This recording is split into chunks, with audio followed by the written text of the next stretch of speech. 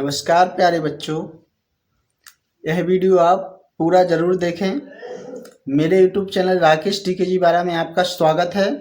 यह वीडियो मध्य प्रदेश के कक्षा 10वीं क्लास में पढ़ने वाले बच्चों के लिए बहुत ही महत्वपूर्ण है, क्योंकि इस वीडियो में मैं आपको इंग्लिश के 50 महत्वपूर्ण MCQ बताने वाला हूँ, जो कि इस वर्ष की जो क्वार्टरली एग्ज़ाम हैं उसमें आने वाले हैं, उसमें आ सकते हैं।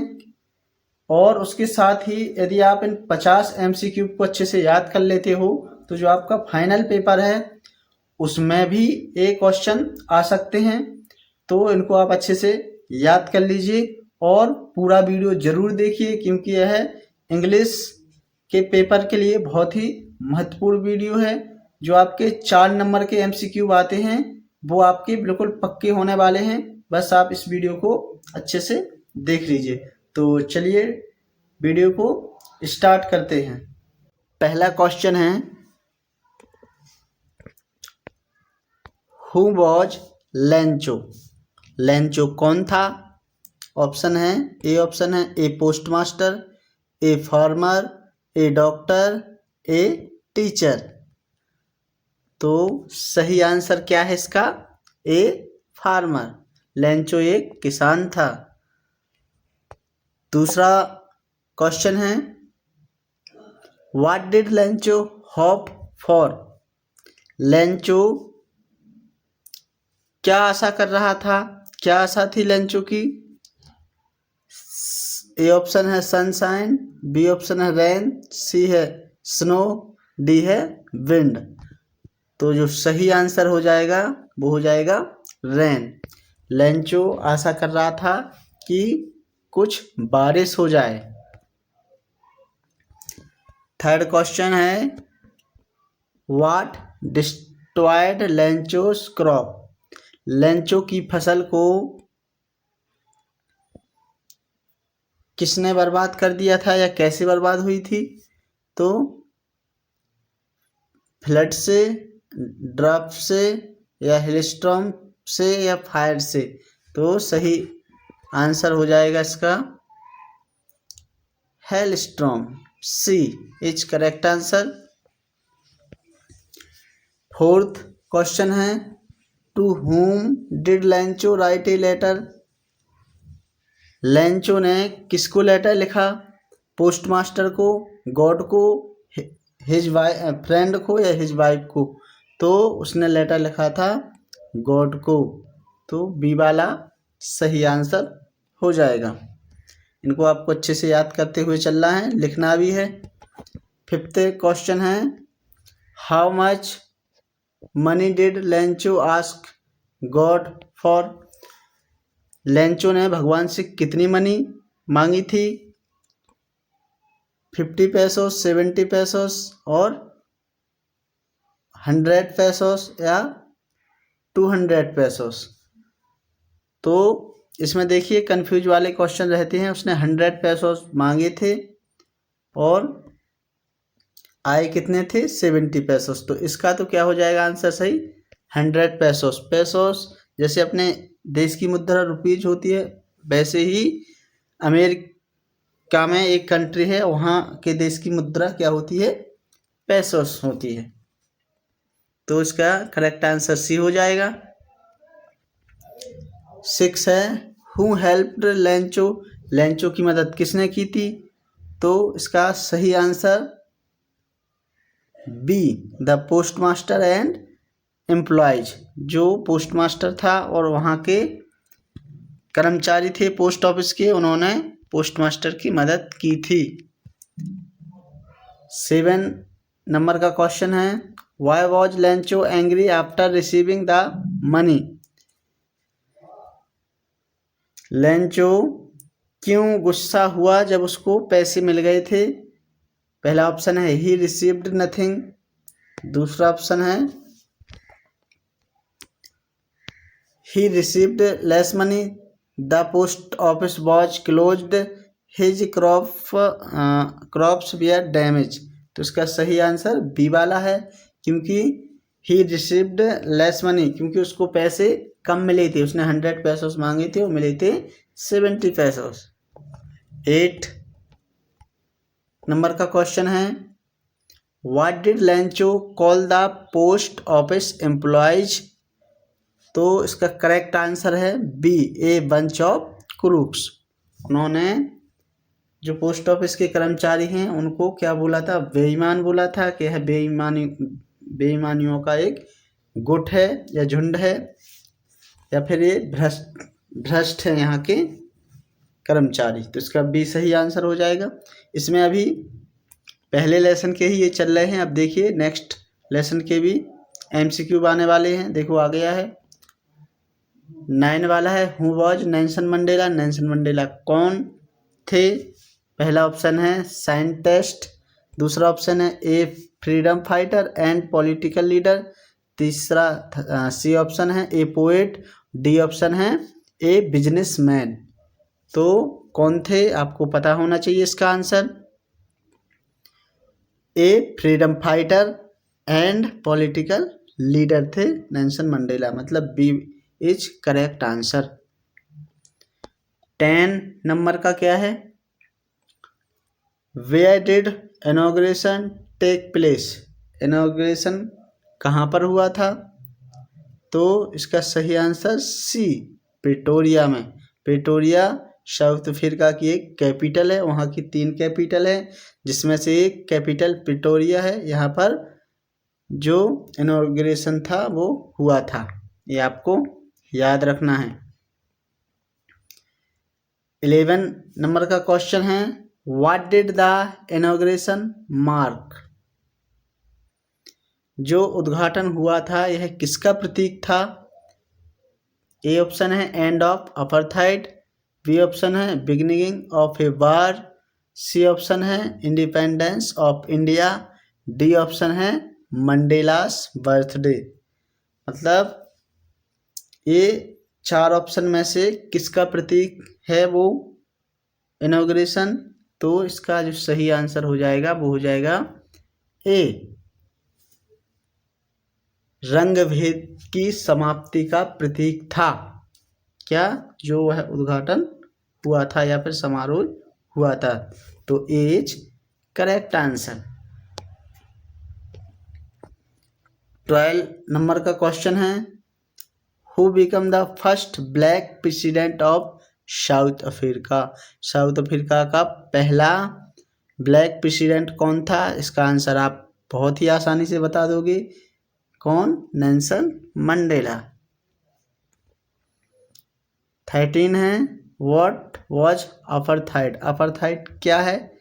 तो इसका सही जो आंसर है वो ए है, ए सिस्टम ऑफ रेसिशियल डिस्क्रिमिनेशन, प्रजाति के आधार पर अलग करना या फिर रंग भेद, उनके कलरों के आधार पर भेदभाव जो होता है उसको बोलते हैं अपार्थाइड। तो ए इज करेक्ट आंसर। 14 वाला क्वेश्चन है, what does courage mean according to Mandela. Courage का मतलब क्या होता है मंडेला के अनुसार? तो आप लोग बताइए स्टूडेंट, क्या होता है? आपने पढ़ा होगा, एब्सेंस ऑफ फियर, बी वाला है victory over fear, physical strength, wealth. तो सही आंसर है विक्ट्री ओवर फियर, डर पर विजय प्राप्त करना ही करेज होता है। इनके आंसर आपको अच्छे से याद करते जाना है इसी टाइप के, और इसी में से आपके पेपर में आ जाएंगे। देखिए जो क्वार्टरली एग्ज़ाम होता है इसकी तैयारी आप करते हैं, हाफ ईयरली की तैयारी करते हैं, इन्हीं का आपका फाइनल पेपर में आता है। इसलिए आपको अभी से तैयारी करना है, अभी से आपको याद करना है। एग्ज़ाम क्यों 3 पार्ट में होते हैं, ताकि आपको पूरा अच्छे से याद हो जाए फाइनल पेपर के लिए। तो आप अभी अच्छे नंबर लाएं, और जितनी भी मैं वीडियो बना रहा उनको आप ज़रूर देखें, ताकि आपके पेपर में क्वार्टरली में भी आप अपना अनुमान लगा सकें कि आपके कितने नंबर आने वाले हैं। इसलिए आप ज़रूर अच्छे से पढ़ के जाएं और पूरा पेपर दें। नेक्स्ट क्वेश्चन देखिए बच्चों, 15 वाला, Mandela said that the operation is also a prison of. तो इसका जो सही आंसर है वो बी है, हैट्रेड एंड प्रेजुडिस।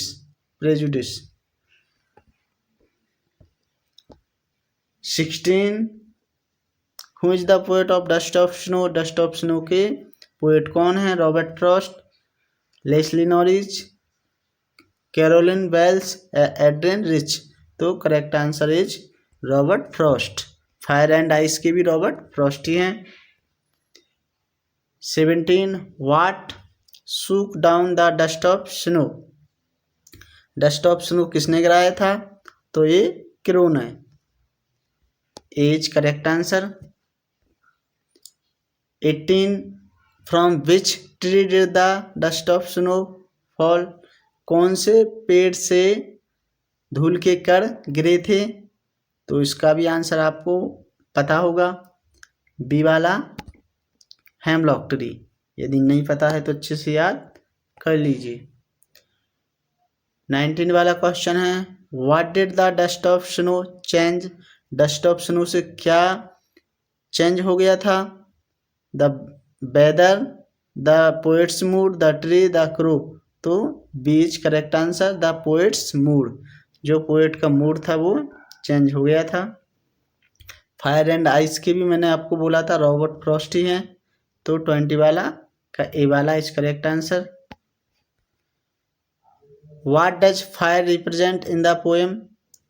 फायर का मतलब क्या है इस पोएम में? Love, desire, peace, kindness. तो सही आंसर जो है वो है डिजायर। फायर मतलब इस पोएम में है डिजायर मतलब इच्छाएं। देखिए याद आपको कैसे करना है। देखिए बच्चों, बहुत बच्चे भूल जाते हैं। डिजायर में भी आई आर है लास्ट में और फायर में भी आई आर है लास्ट में। इससे आपको याद रखना है। फायर मतलब डिजायर और आइस मतलब हैट्रेड, घृणा, नफरत, और फायर डिजायर। बी इसका करेक्ट आंसर है। और 22 का जो सही आंसर है, आइस का क्या मतलब होता है? तो हैट्रेड। ए इसका सही आंसर हो जाएगा। 23 who rot a tiger in the जू। ए टाइगर इन द जू को किसने लिखा है या कौन इसका पोएट है? तो लेस्ली नॉरिस। बीच करेक्ट आंसर।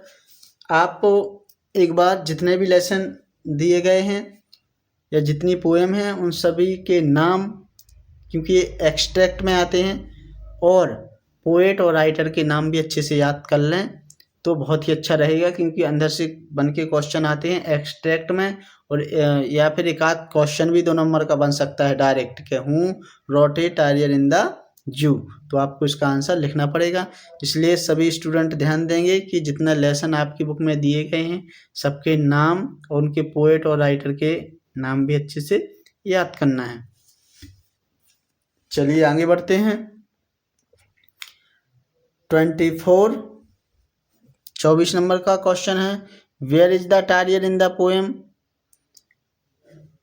टारियर इस पोएम में कहाँ है? तो फॉरेस्ट, जू, विलेज या फिर माउंटेन। तो सही आंसर क्या है? जू, चिड़ियाघर में है।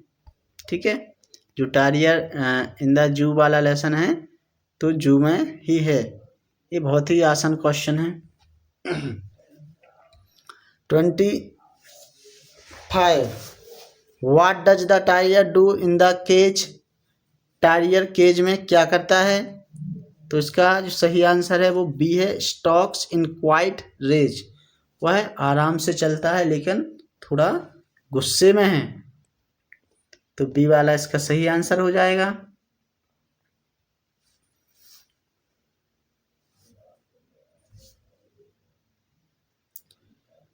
Who wrote how to tell wild animals. Wild animals वाली पोएम किसने लिखी है? तो इसका क्या है? Carolyn Wells. Is correct. 27 which animal has black stripes in the poem. Black stripe कौन से एनिमल्स पर होते हैं?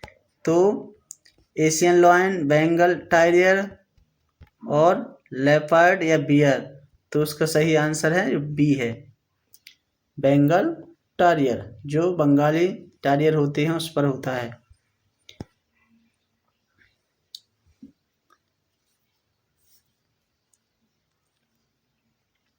Which animal is described as having spots? Spots कौन से एनिमल्स पर होते हैं या डिस्क्राइब किया गया है? तो एज करेक्ट आंसर, लेपर्ड जो रहता है उस पर स्पॉट्स होते हैं। 29 वाला क्वेश्चन है, who rot the ball poem? Ball poem को किसने लिखा है? तो जॉन बेरीमैन, ठीक है ना। इसको याद कैसे रख सकते हो? B for ball, b for Berryman, इस टाइप से आप याद रख सकते हो। 30 what did the boy lose? Boy क्या खो देता है? तो ये बॉल, एक बॉल को बॉय खो देता है। What does the loss of the ball teach the boy?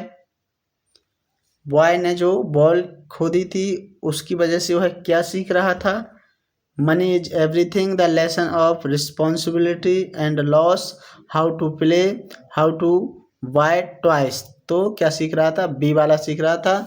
वह अपनी जिम्मेदारियां और कोई चीज़ खो जाती है तो उसका दुख क्या होता है, और खोने का जो दर्द क्या होता है उसको वह बच्चा सीख रहा था। तो बी इसका सही आंसर हो जाएगा। Who rot Amanda? अमांडा वाली जो पोएम है वह किसने लिखी है?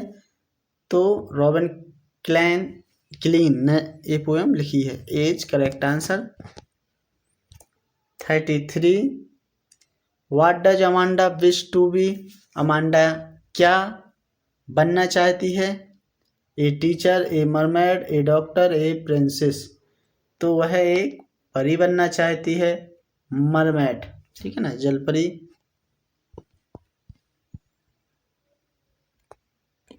34 why is Amanda often scolded? Amanda को अक्सर डांट क्यों मिलती है या क्यों डांटा जाता है? तो इसका जो सही आंसर है वो बी है, for her habits and behaviour. उसकी आदतें, उसके व्यवहार की वजह से उसको डांट पड़ती रहती है, उसकी मम्मा उसको डांटती रहती है। 35 वाला क्वेश्चन है, what does Amanda imagine herself as? Amanda अपने आप को क्या कल्पना करती है अपने आप की कि वह क्या है? A mermaid, an orphan, a fairy, a queen. तो इसका सही आंसर है ए मरमेड, ए वाला सही आंसर हो जाएगा। वह अपने आप को कल्पना करती है कि मैं एक जल परी होती और कहीं पर भी घूमती रहती। 36 what does Amanda want to do like in orphan? Amanda एक अनाथ की तरह होती तो वह क्या करती?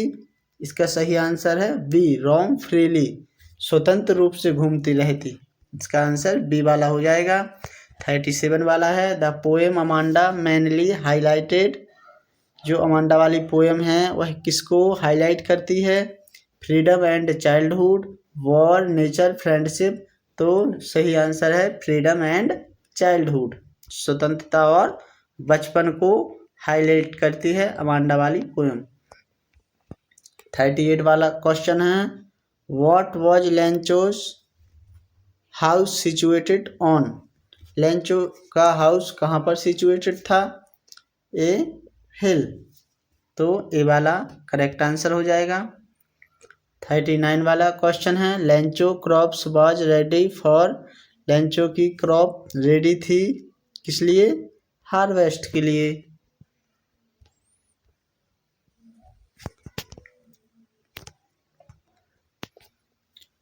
40 वाला क्वेश्चन है, what did the postmaster want to keep alive in Lencho?